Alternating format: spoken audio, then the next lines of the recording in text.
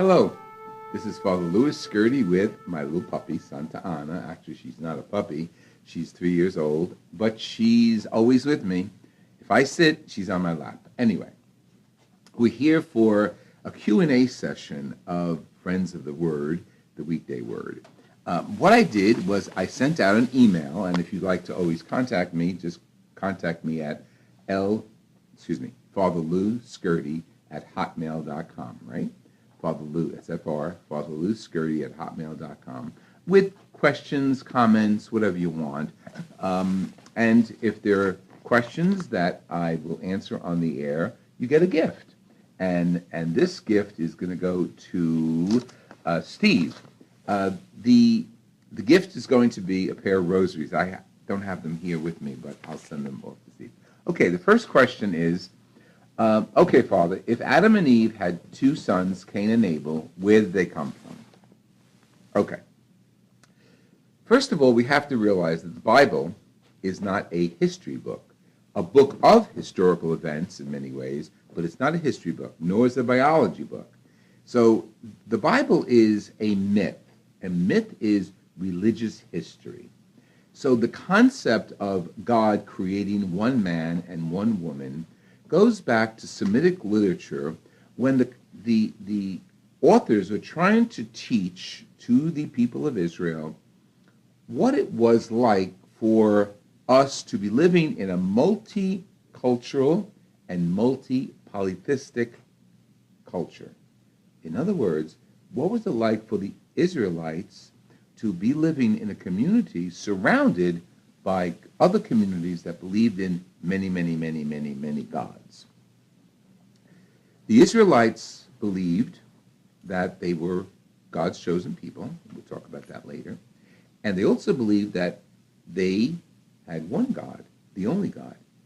The early stages of Hebrew culture was an identification of one God, but some later on, some of the aspects of the development of the Hebrew culture shows, and especially through archaeology, that even though they were a monotheistic, one-God culture, some of them did believe in many gods.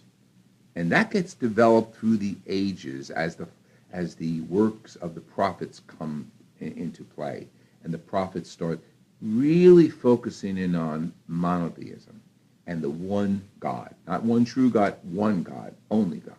Okay, so if we read about Adam and Eve, we realize that the concept of Adam and Eve is all people come from God.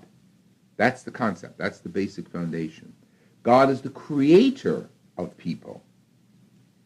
This is not a biological manual, not a manual of history. It's a manual of theology, trying to teach the audience that God is the creator, and as you know, that's the concept comes from the book of Genesis, and you go to the book of Genesis, and the first few chapters tell us that God, in the beginning, created the heavens, the earth, the sun, the moon, the air, the water, the fish, the birds, and then finally on the seventh day, he creates people in his image, man and woman. There are two renditions of it, as you know, in the book of Genesis, because the book of Genesis was not written all at once. It was compiled. So you have the priestly edition and you have the other Yahwist edition. So they were compiled when the temple was built into one, all the oral traditions were brought together, but the concept stayed the same. The monotheistic God, who had no name, called him Yahweh, Adonai, and many other references to him as Lord. He had no name, but he's the creator of man and woman. So, why are there other children and people in the world? Where do we all come from? Maybe you should go to a manual of biology and a manual of the development of cultures for that question to be answered. Because the Creator created all things. And currently, I think, most people believe either China or Africa were the first place when people, Homo sapiens, were discovered. Okay, so God created them as a developmental stage of creation. Did they come from earlier forms of life, like monkeys? They developed. So God is the creator of all things, Adam and Eve included, and you as well. This has been Father Louis Scurti in Santa Ana, grappling with Adam and Eve.